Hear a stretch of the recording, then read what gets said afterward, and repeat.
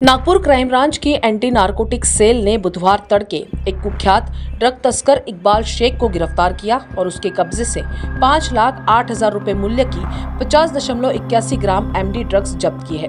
Police सूत्रों के अनुसार anti narcotics sale के अधिकारी गश्त ड्यूटी पर थे जब उन्होंने जूना बीडीपेट निवासी इकबाल को रोका। इकबाल के खिलाफ एनडीपीएस अधिनियम के तहत 3 और अपराध थे, जिसके बाद जांच करने पर पुलिस को इकबाल के पास से लगभग 50 ग्राम एमडी ड्रग्स मिले।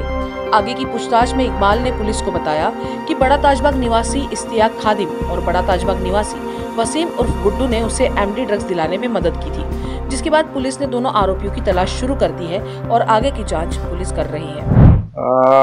फिर्यादी आहेत श्रुतिका ईशांत लुटे, त्यांचे पती सीआरपीएफ मध्ये आहेत पोलीस। तर फिर्यादी आपल्या माहेरीकडे आल्या असताना जे आरोपी आहेत त्यांची जी बहीण आहे निलिमा पवनीकर, त्यांच्या थ्रू फिर्यादीशी ओळख करून दिली। फिर्यादी आणि त्यांची ओळख झाल्यानंतर फिर्यादी हे एज्युकेटेड असल्यामुळे चांगले शिक्षण झाल्यामुळे तुम्हाला स्काउट गाईड शिक्षिका म्हणून सरकारी नोकरीवर लावून देतो, तरी त्यासाठी 7-8 लाख रुपये लागतील असे सांगितले। त्यापैकी त्यांचे बोलणे वगैरे होऊन फॉर्म वगैरे भरणे, ऍडमिट कार्ड देणे, परीक्षा केंद्र आपला नागपूरला झालेले परीक्षा केंद्र एका ठिकाणी। त्यानंतर त्यांना जॉईनिंग पण देण्यात आली। त्यांच्याकडून एकूण 4,40,000 रुपये घेतले। त्यापैकी त्यांना 2 दिवस जॉईनिंग दिल्यानंतर त्यांना त्या कॉलेजमधून काढण्यात आलं। ते कॉन्व्हेंट होते, आपला सोनेगावला कॉन्व्हेंट आहे, त्या कॉन्व्हेंट मधून त्यांना काढण्यात आलं। तर त्यानंतर फिर्यादी यांनी पैसे वापस मागितले आरोपीला। तर त्यापैकी 4,40,000 पैकी 2,25,000 रुपये फिर्यादीला वापस करण्यात आले, पण बाकीचे पैसे वापस न केल्यामुळे फिर्यादी आपल्याकडे तक्रार देण्यासाठी आला। असे खूप साऱ्या लोकांकडून यांनी पैसे घेतलेले आहेत, तर त्याची तपास आणि चौकशी चालू आहे। तर हा खूप मोठा रॅकेट असू शकते, तर तपासाअंती कळेल आपल्याला सर्व काही गोष्टी। सध्या तर एवढंच सांगू शकतो। सर, आरोपीचे पूर्ण नाव काय आहे आणि यांनी सर काही एका फार्म हाऊस मध्ये भी यांना ट्रेनिंग देण्यात आली होती, तिथे कशा प्रकारे मुक्ती होत आहे? बरोबर आहे। आरोपीचे नाव आहे हर्षल विठ्ठलराव खापेकर, वय 35 वर्ष, बेसामध्ये राहतो। आणि यांची एक्झाम जी आहे ती शंकरराव धापड काहीतरी कॉलेज आहे आपल्या याला वर्धा रोड वरती, तिथे यांची एक्झाम झाली 5 ते 6 लोकांची। त्यानंतर यांना ट्रेनिंग साठी वेदावेल्ली फार्म हाऊस आहे कोंडाळीच्या बाजूला तिकडे, तर तिथे यांची ट्रेनिंग झाली।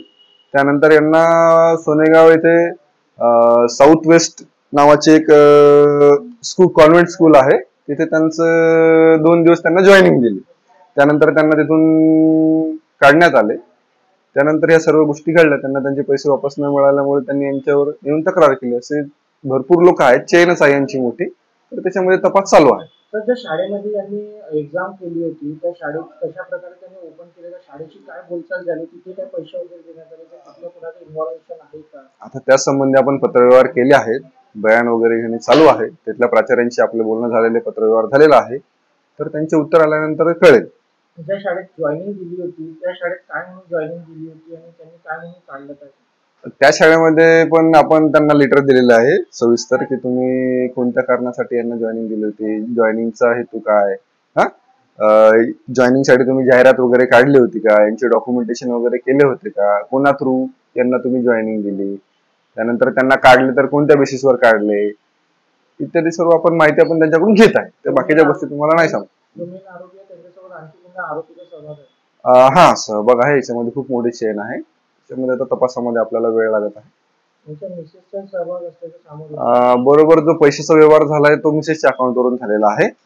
तसेच बोलणी करताना त्यांची सासू आहेत त्याही त्याच्यामध्ये इन्व्हॉल्व आहेत, म्हणून त्यांचे ते पण आरोपी आहेत। लेटेस्ट अपडेट्स के लिए राष्ट्रवाद न्यूज को फॉलो कीजिए।